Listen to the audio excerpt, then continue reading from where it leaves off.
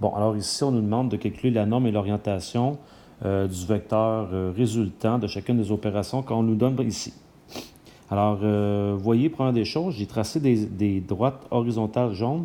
Je les ai tirées pour mieux voir l'horizon, pour pouvoir déterminer avec plus de facilité certains angles. Entre autres, je remarque que si j'ai ici 38 degrés, j'ai assurément ici 38 degrés parce que ce sont des angles alternes internes.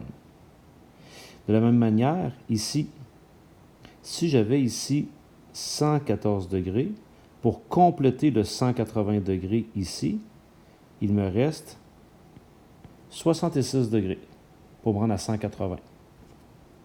Ce qui fait en sorte que quand je regarde l'angle qui est ici, cet angle-là formé par mes deux vecteurs, ben là, je me retrouve avec un angle de 104 degrés.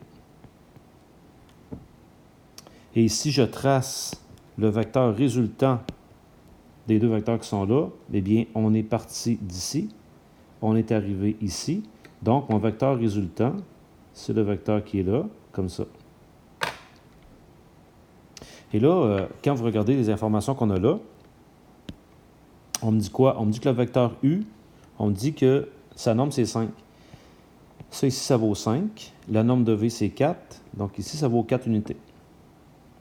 Alors, si je veux avoir cette fameuse longueur-là ici, de ce vecteur-là, qui est la norme, bien, on se rend compte que là, j'ai un triangle dans lequel je peux appliquer la loi des cos. Donc, si je réécris ici la loi des cos, A au carré égale B au carré plus C au carré moins 2BC fois le cos de l'angle A, et que je remplace, je vais me retrouver avec A égale.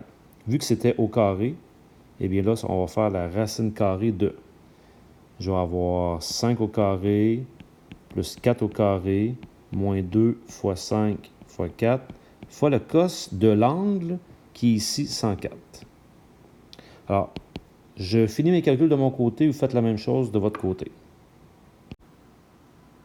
OK, alors j'ai fait un petit bout. Donc là, en faisant la racine, on obtient que le côté vaut 7,12. Alors, je peux venir sur mon dessin et inscrire que ça ici, ça vaut 7,12. La norme de ce vecteur-là, 7,12 unités. L'autre question, c'est de trouver l'orientation du vecteur résultant. Je le mets en bleu. L'orientation, vous vous souvenez que c'est par rapport à l'horizon. Donc, c'est tout ça ici. Ça sera son orientation. On connaît déjà 38. Ce serait bien que je vienne trouver le petit angle qui est ici, c'est-à-dire, je vais l'appeler θ, lui qui est ici. Je regarde mon triangle.